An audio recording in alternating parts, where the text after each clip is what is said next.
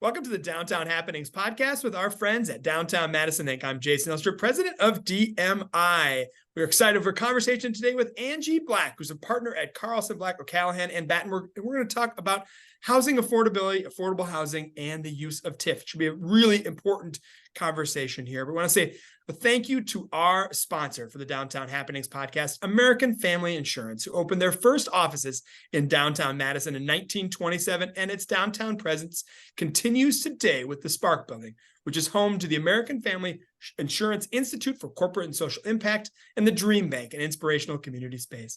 Still based in Madison, the American Family Insurance Company's mission is to inspire, protect, and restore dreams through exceptional products, services, and community partnerships. Welcome to our good friend Angie Black here today. She is a partner at Carlson, Black, O'Callahan, and Battenberg, a longtime real estate attorney who has worked on many development projects that we all know and love here in downtown Madison. She also happens to be my boss. She's a member of the DMI board of directors, but even more importantly is secretary of the organization, so she's an officer. So I think her and a couple people, you could fire me, right, Angie? If you got a couple more people with you? Technically, I suppose, yes. That would never happen. No pressure here today. Now, we're not here today to talk about my work performance, which is not part of the Downtown Happenings podcast, but we are here today to talk about affordable housing and housing affordability, two really big subjects as Madison continues to grow.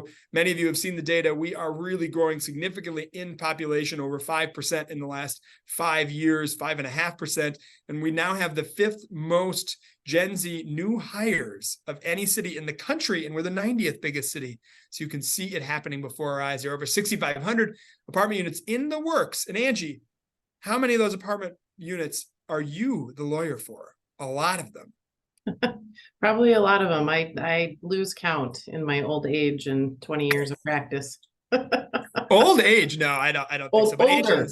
Older age. There we go. It's like you are not old. So Angie is one of the preeminent real estate attorneys here in the area, so has a great viewpoint on what's happening with housing and affordability. Angie, let's talk about the issue right away.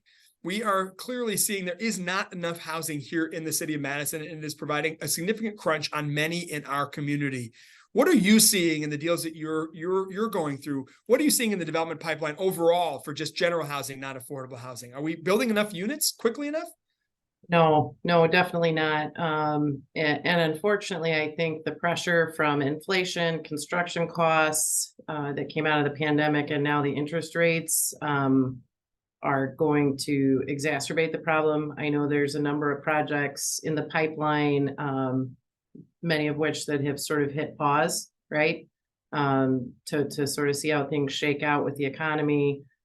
So, I worry a little bit. I mean, we're plenty busy, but things are sort of on a slower track in some cases because of those economic factors that can significantly impact a project. So, given where we're at already in terms of a housing shortage, housing supply shortage, I worry a bit that it's only going to continue to sort of grow exponentially because of those factors, among others. What does the near-term picture look like for new housing construction starts here in Dane County, and particularly in downtown? Are you hopeful that maybe interest rates will come back down a little bit, construction prices will come back down, and we'll see more of the built environment? What are you predicting over the next sort of 3 to 5 years? Yeah, I mean, downtown in particular is sort of a unique market in and of itself because of the student housing piece of it, right? Anywhere you go downtown, people are going to consider that as a factor in building housing.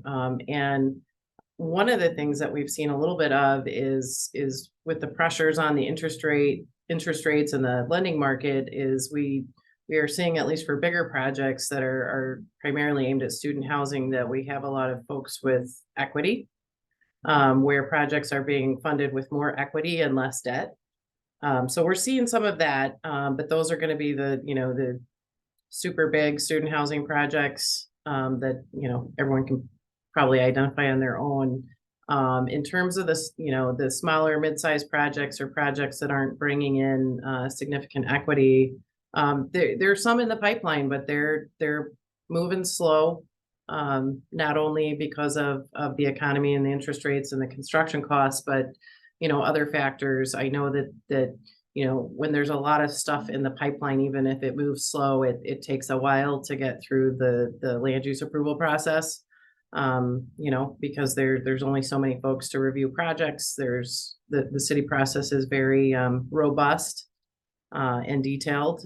So all of those things sort of contribute to how quick or how slow things move. So I think there's a lot of opportunities out there. I think there are some things in the pipeline sort of clipping along at a decent pace, but I'm not sure, given how significant our housing shortage is and the fact that we just simply have not kept up our supply with the demand. I'm not seeing any correction to that shortage anytime soon. It just sort of grew exponentially over time. It's the same conversation that I've heard in the last 20 years that I've been doing this, right?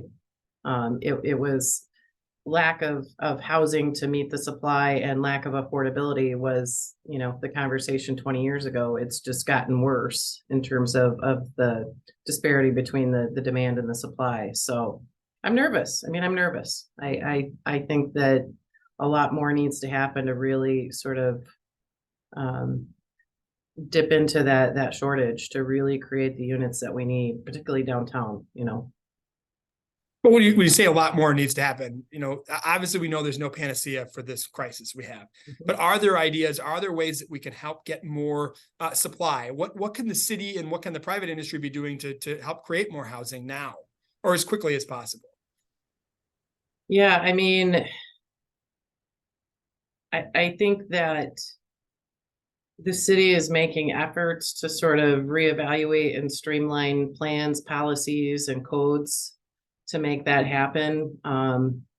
But we are a very sort of process-oriented city, both in terms of rewriting plans and goals and in terms of the process itself that it takes to go through to get approval of a project. And I know, well, all my friends over at the city have tried for years to sort of improve that process, and there have been process improvements. It's very slow and difficult, and I think people are sometimes, particularly if there's other risks in the market, like interest rates and construction costs, people are like, I'm going to send my money elsewhere. I'm going to develop elsewhere because it's just such a process and timeline and cost to go through the approvals process. And I say that a little tongue in cheek because, I've been working through that process for 20 years. I know all of my friends over at city planning and zoning staff, and they work hard, and they are creative, and they really do understand the issue and work so hard to address it. But it's not just about them, right? It's from the top down, and it's embedded in our zoning code, our other codes that apply to development. And it just takes the time it takes. And that's hard for a lot of people. A lot of people can't afford, literally, developers to go through the process. It takes too long and it costs a lot of money on the front end before you have any amount of certainty that you can build a project that you want to build, particularly housing.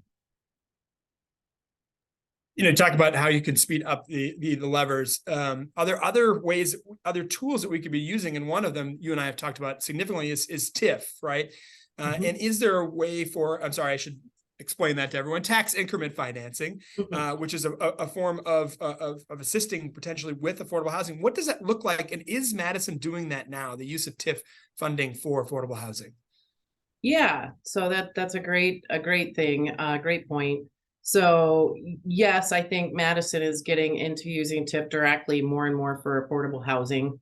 And I think that there are two ways primarily in which that's happening, right? Where there's sort of a direct allocation of TIF funding for an affordable housing project or a housing project, and also through the city's capture of excess increment at the end of a TID to create the city's own affordable housing fund, right? So that fund is created pursuant to a change in the TIF law that allowed municipalities to collect sort of on the back end of a district any excess increment for an additional period of time so that they can create affordable housing funds, which the city has done. So they're sort of doing it directly and indirectly. Having said that, I'm not sure that the city has utilized TIF as widely as it could and creatively as it could to support affordable housing and really housing of all types, right? Other than luxury housing. And I say that because if you look at the TIF law, you look at the city's TIF policy and TIF underwriting guidelines, and then you look at the city's ordinances on affordable housing as relates to the Affordable Housing Fund, you will get all kinds of different criteria and definitions of what that means, right? So, it's affordable housing in one context is one definition, and maybe in a different context, it's a different definition. And so I think there's a lot of disparity among how the city currently approaches TIF in affordable housing. I think it's very limited, right? Because their TIF policy says one thing in terms of when TIF funding can be deployed for an affordable housing project, right? But then in a different context, the city will define affordable housing in a different way, and that relates to their affordable housing fund. And so there's a disconnect there. And so I'm not sure, based on what I know and where it's been used, that the city is really utilizing that tool as much as it can. And the other thing that I think is really important to note, and I think that hopefully sometime in the near future, the city will reevaluate its TIF guidelines, policy, and underwriting, is the fact that, right now the city, through its direct deployment of TIF and its indirect use of TIF for the Affordable Housing Fund, ties all of those things to a project and a developer's qualification as a LIHTC developer. LIHTC meaning low-income housing tax credits, right? And so that's a very specific program where a developer who is qualified to do such projects receives tax credits to build affordable housing projects, which can have all kinds of different metrics in terms of percentage of area median income or percentage of income as a rent cap, right? But I think that if we're always tying our other tools for affordable housing like TIF to the WIDA LIHTC metrics, we are really limiting how much we can move the needle, right, on affordable housing in general and closing that housing gap. Because right now we're sort of putting it in a very narrow category in terms of what qualifies. One of the things I think is hard for a lot of people is the definition of affordable housing, right? Because it means, honestly, for me, it means something different for every single person. And so I've heard lately this term, we need to build housing affordability, right? So that is more specific to that individual. Where do you fall, sort of in that discussion about, what is the definition of affordable housing? And then what do you think, we just really do need to be building housing affordability, correct? Yeah, I mean, yeah. That's a big question. That is a big question. I mean, and it's funny because I was looking through my notes that I kind of prepared to do this and looking both, at state statute and then looking at City of Madison ordinances and then looking at City of Madison policies in terms of what is affordable housing, right? Four different definitions just in those places that I looked very quickly before this meeting, right? So, and I think in general, what people mean to reference when they say affordable housing in that context is it's some percentage, somebody who makes some percentage of the area median income, right?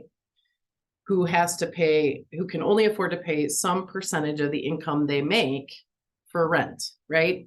What those percentages are differ, right? Is it 80% of area median income? Is it 60? Is it 40?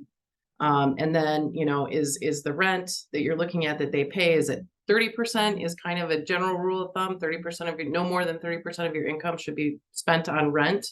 But really those metrics, they're different for different programs or different projects. And it's kind of all over the board. But I think it directly ties back to sort of the area median income that HUD sets, right? So, and for Dane County, it's very, very high. Our AMI compared to other places is very high. So that's then where people get into the debate, right? Because it's all based on that. Housing affordability, that's a much bigger thing. And I guess for me, it directly correlates to having enough supply to meet the demand, right? I mean, it just does.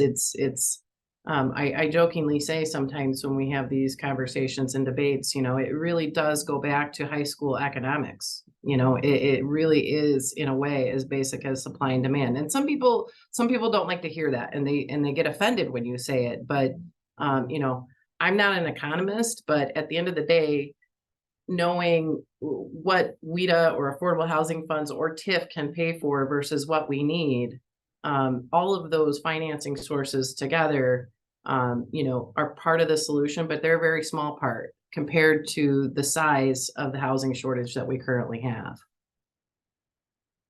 Yeah, I mean, the private market has to step in, right, and build the housing. And I think you're talking that, there's certainly a level of housing. We have to be intentional, and there has to be some support, right? Some sort of subsidization of certain housing units, right? That's the only way it's going to work. But the market itself just has to bear out what needs to happen.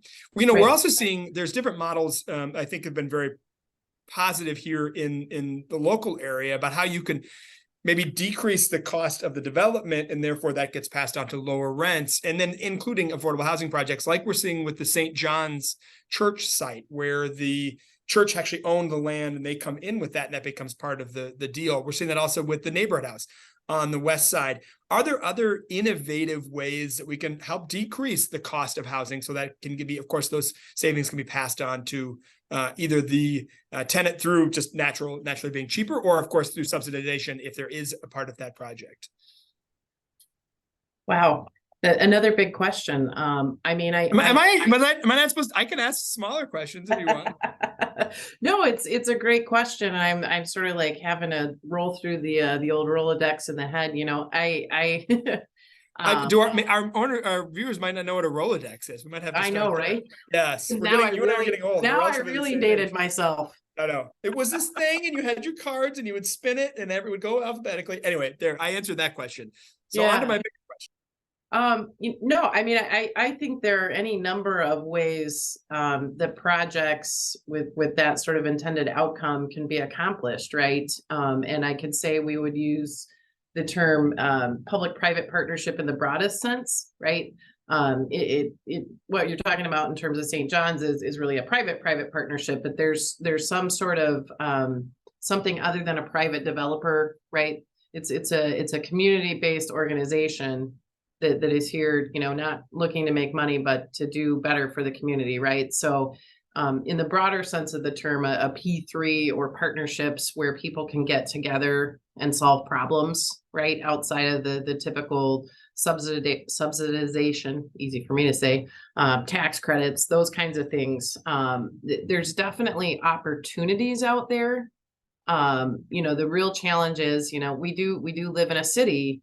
And so there are just the practical challenges of site assemblage, of the mechanics of building something, tower cranes, your neighbors, getting through the city process, right? All those little things that it takes to go from conception to construction, right? Those things still apply to a project that's truly aimed at doing good for the community. So I think, again, just being mindful of those things, and where there are partners, including the city, including nonprofits, being a little more open and flexible and creative to get the intended outcomes. So I think there's opportunities everywhere, and they'll look different depending on the site, depending on the parties involved, but they're out there, right? We just have to sort of find them and welcome that with open arms to the extent that we can do so, rather than sort of making it feel like it's going to be a very intensive and difficult process, right? To get from the idea to the building actually getting constructed. It really is going to be a 1,000 different things that are help us get through this, isn't it? Right. It's going to be more units that are being built by right through the code. It's going to be, ADUs. It's going to be some subsidized housing, some deals like we talked about with St. John's. We're going to have to use every tool in our toolkit to meet the challenge of this crisis, aren't we? Yeah, well, and one that I'm kind of interested in, and I'll say the word loosely, excited to see how it sort of unfolds, is the new sort of bonus density incentive in the zoning code. Now, I hope that our policymakers see the value in the program that city staff worked very hard to develop, and articulate that to folks going forward in terms of this is a program intended to incentivize and encourage versus be used in a different way, right? That might be perceived negatively, but I am truly interested to see how that's going to get implemented, right? Going forward.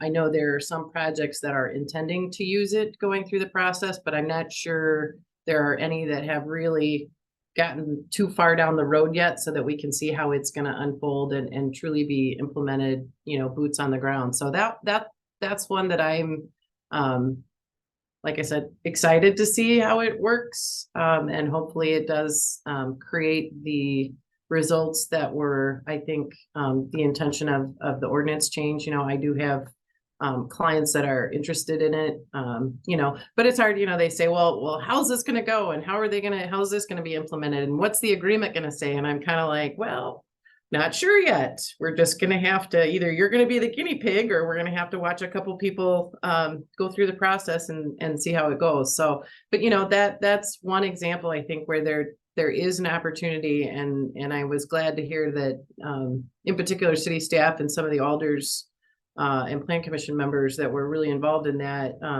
moved that forward, right, and put it out there. And who knows, maybe that's a building block for something more, or other sort of voluntary incentive type things that will encourage, versus, sometimes people have the experience of, getting a lot of no's early on in the process. So, fingers crossed. I would applaud the creativity, certainly. And I think it's Yeah. going to take creative solutions, right, on both the public and the private side. So I'm very thankful Absolutely. that the city did that. And we sent a letter saying, we were supportive of this, wanted to make sure that it was voluntary. I think that's a key issue that we're still watching. But obviously, this is another creative solution. All right, my last question for you then. If you had one creative solution, again, knowing there's no panacea to solve this crisis, but you had one creative solution that we're not using now that we could use to help create more affordable housing, what would it be?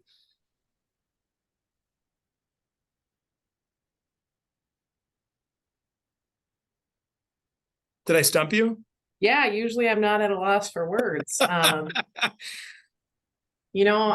guess the one that comes to the top of my mind, and I think I saw an article about this not too long ago. Maybe I'm misremembering it, but I have long questioned sort of the height limitations in our code.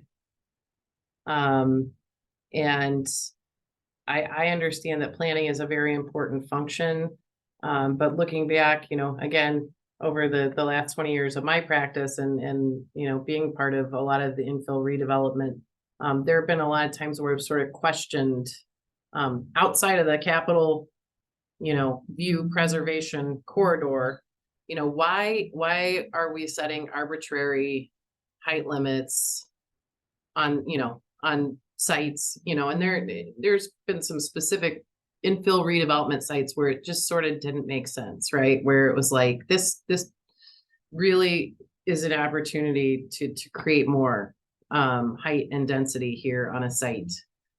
So, I think outside of the normal tools for affordable housing, that's one that just comes to the top of my mind. I could probably come up with something better if I thought on it longer, but right now, that's all I got. Well, to be fair, I didn't send you the questions ahead of time. We're just sort of having a nice discussion. We've been with each other a long time, so I apologize for the hard question. All right, then you know what? We're done asking hard questions. We're going to ask our Fast and Furious 5. Angie, 5 fast questions, whatever comes to the top of your head, just say out. And I promise they won't be about affordable housing. Is that fair? Okay. All right. You live very close to downtown. So that means you're in downtown a lot. What is your favorite restaurant downtown? My favorite restaurant downtown is Tempest. Oh, delicious. Delicious. Not Cassetta, which is in the base of your building. That one's very good as well, but Tempest is, I like Yeah, that they're one not really the very same. much. Not really the same. No, a sandwich shop to a secret place. Yes, very different. What's your favorite music show you've ever seen in downtown Madison? Huh. Kiefer Sutherland at the Majestic. Oh I yeah. forgot that he was a musician, but he actually is quite a talented musician, isn't he? Yes, very much so. And it was a very, very fun concert. He's a great performer. And it was at the Majestic, which was just a perfect venue for that kind of a show. It was awesome. That's a great venue. All right. As an East Sider, you must love festivals. What's your favorite downtown festival? I don't know why East Siders would love festivals. I don't know why I said that. Just apologies to all East Siders immediately. I'm a West Sider and I like festivals too. Anyway, what's your favorite festival? Just getting myself in trouble. We're just a bunch of partiers over there on the East Side. That's not what I know. That's why I'm backtracking and apologizing to all East Siders in the city. You guys are the best. Fair enough. What's your favorite festival? So my favorite festival on the East Side is Atwood Fest, but favorite downtown festival is Art Fair. Yeah, they're both good. That's a festival, but I should say that I don't think a festival necessarily has to mean a party, right? True. So yeah, there we go. And I think I worked my way out of that. Maybe not. Producer Madeline, am I going to get in trouble for that question? Nah, you did good. And Atwood Fest is this weekend, by the way. It is one house. Lord only knows when you're listening to this. So if you're listening to this after Atwood Fest, it'll be in 51 weeks. So there you go. You never know. You never know. Okay, what's your favorite Babcock ice cream flavor? Oh gosh, I'm not sure if I know those ice cream flavors. What's just your favorite ice cream flavor? Doesn't need to be Babcock. Some sort of salted caramel something or other. That sounds good. Yeah, that sounds good. You live right next to the ice cream wars, don't you? With the multiple ice cream shops all right next to each other. Correct. We're not going to get into that today. Nope. That's also controversial. My last question is, we're going to leave this on a very happy note. What is your favorite downtown memory of all time that does not involve Kiefer Sutherland?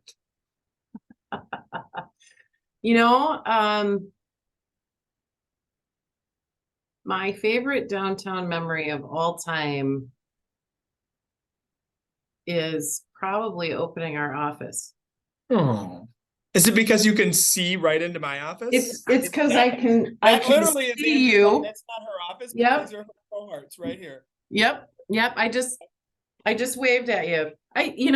There's been lots of things. But just when I think of that question, the thing that makes me smile the most is opening our office and starting our own firm. And that was just a very proud day for me. And it's still a proud day for me, more than 5 years later. I'm really, really glad we did it. I'm glad we're downtown. Well, we are glad you're downtown and we're glad you did it too. I mean, and you're working with such great people, Matt Carlson, Steve Battenberg, and even Dan O'Callaghan. Even he's cool. Even he is cool. He is the best, by the way. He is. I'm just going to get in trouble. Can you just edit all of this out, producer Madeline? Because I'm just, no. And Dan O'Callaghan is the best. There you go. There you go. You know who else is the best? Angie Black, partner at Carlson, Black, O'Callaghan, and Battenberg, a longtime supporter of Downtown Madison Inc. We're very thankful for you being here today to talk about all things about affordable housing and what's going on here in downtown Madison. We're so thankful for all of you for listening to the Downtown Happenings podcast, and thank you as well to our good friends at American Family Insurance. We'll talk to you soon on our next podcast. Have a great day, and we'll see you downtown.